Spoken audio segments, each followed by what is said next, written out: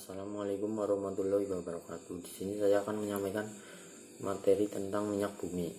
Minyak bumi adalah bahan bakar fosil yang merupakan bahan baku pembuatan bahan bakar minyak, bensin, dan bahan-bahan kimia lainnya.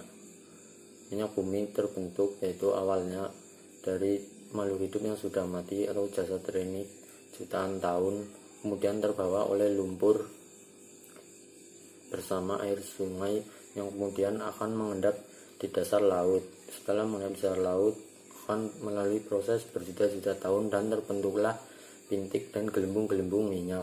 Setelah itu akan terakumulasi pada daerah perangkap yang berupa batuan kedap, dan akhirnya terbentuklah gas alam dan minyak sebagai deposit minyak bumi. Pada rongga bagian atas terdapat gas alam dan minyak ada di atas air.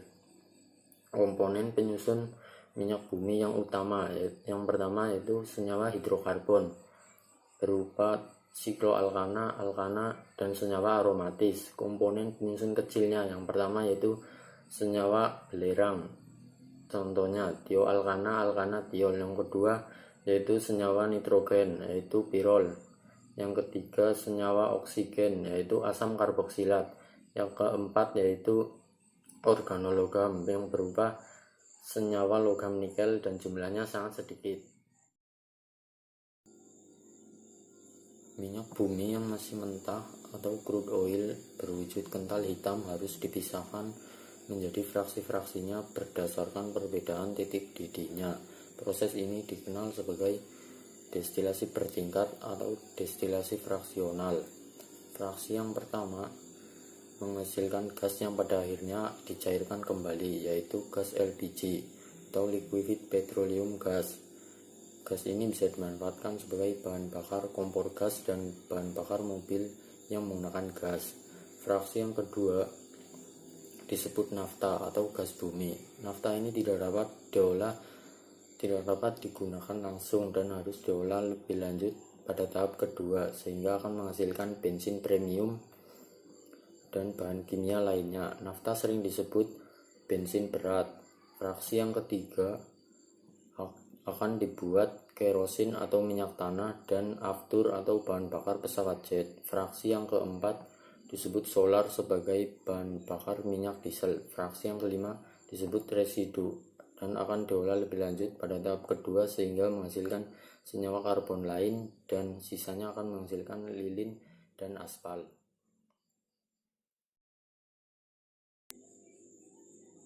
Pengolahan minyak bumi tahap kedua. Yang pertama yaitu proses perengkahan atau cracking. Pada proses ini dilakukan perubahan struktur kimia senyawa-senyawa hidrokarbon yang meliputi pemecahan rantai, alkilasi atau pembentukan alkil, polimerisasi atau penggabungan rantai karbon, isomerisasi, perubahan isomer, dan reformasi atau perubahan struktur. Proses yang kedua yaitu proses ekstraksi. Proses ekstraksi adalah pembersihan produk menggunakan pelarut sehingga didapatkan hasil lebih banyak dan mutu lebih baik. Proses yang ketiga yaitu kristalisasi. Kristalisasi adalah pemisahan produk-produk berdasarkan perbedaan titik cairnya. Misalnya pada proses pemurnian solar, setelah melewati proses pendinginan, penekanan, dan penyaringan akan diperoleh hasil sampingan lilin. Proses yang keempat yaitu pembersihan produk dari kontaminasi atau treating. Pada saat melewati tahap 1 dan 2, produk sering mengalami kontaminasi atau pengotoran. Kotoran ini harus dibersihkan menggunakan soda kaustik atau NaOH, tanah liat, atau hidrogenasi.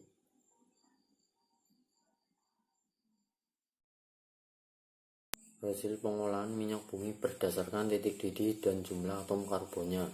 Yang pertama, pada titik didih kurang dari 20 derajat Celcius dengan jumlah atom C1 sampai C4 menghasilkan bahan bakar gas atau LPG dan bahan baku pembuatan berbagai produk petrokimia. Yang kedua, pada 20 derajat sampai 60 derajat Celcius dengan jumlah atom C5 sampai C6 akan menghasilkan petroleum ether, yaitu pelarut nonpolar sebagai cairan pembersih. Yang ketiga yaitu pada 60 derajat Celcius sampai 100 derajat Celcius dengan jumlah atom C6 sampai C7 akan menghasilkan ligrolin atau nafta dan cairan pembersih. Pada 40 sampai 200 derajat Celcius dengan jumlah atom C5 sampai C10 akan menghasilkan bahan bakar bensin, yaitu sebagai bahan bakar minyak. Yang keenam, pada 175 sampai 325 derajat Celcius dengan jumlah atom C12 sampai C18 akan menghasilkan kerosin atau minyak tanah dan bahan bakar pesawat jet.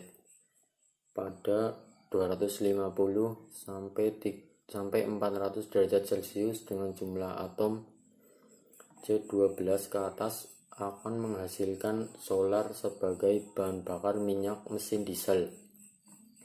Pada C20 ke atas yang berupa zat cair akan menghasilkan pelumas atau oli. Pada C20 ke atas yang berupa zat padat akan menghasilkan lilin atau parafin dan aspal.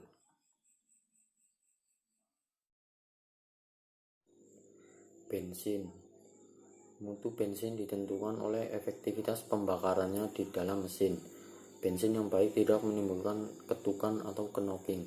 Ketukan atau knocking terjadi apabila bensin terbakar tidak pada saat yang tepat, sehingga dapat mengganggu gerakan piston di dalam mesin. Mutu bensin atau kualitas bensin ditentukan oleh angka oktan di dalam bensin tersebut. Macam-macam bensin. Yang pertama, premium, memiliki angka oktan 88 yang artinya 88% isoktana dan 12% normal hektana. 2. Pertalite, memiliki angka oktan 90 yang artinya 90% isoktana dan 10% normal hektana. Yang ketiga, Pertamax, memiliki angka oktan 92 yang artinya 92% isoktana dan 8% normal hektana. Yang keempat, Pertamax Turbo, memiliki angka oktan 98 yang artinya 98% isoktana dan 2% normal hektana. Yang terakhir yaitu zat anti knocking. Zat anti knocking adalah zat yang berfungsi untuk meningkatkan angka oktan pada sebuah bensin. Yang pertama yaitu TEL, tetraethyllead, dengan rumus PbC2H5 × 4. TEL ini hasil pembakarannya dapat menempel pada mesin, sehingga perlu ditambahkan C2H4Br. Senyawa ini dapat mengikat Pb menjadi PbBr2. PbBr2 bersifat mudah menguap, sehingga hasil pembakarannya tidak menempel pada mesin. Namun, PbBr2 yang menguap ini menyebabkan pencemaran udara yang sangat tinggi akibat logam Pb, sehingga penggunaan TEL ini makin lama makin jarang yang menggunakan dan sudah banyak yang meninggalkan penggunaan zat ini. Yang kedua yaitu MTBE, metil tertiary butyl ether. Penggunaan zat ini dapat mengurangi pencemaran udara akibat logam Pb. Terima kasih. Wassalamualaikum warahmatullahi wabarakatuh.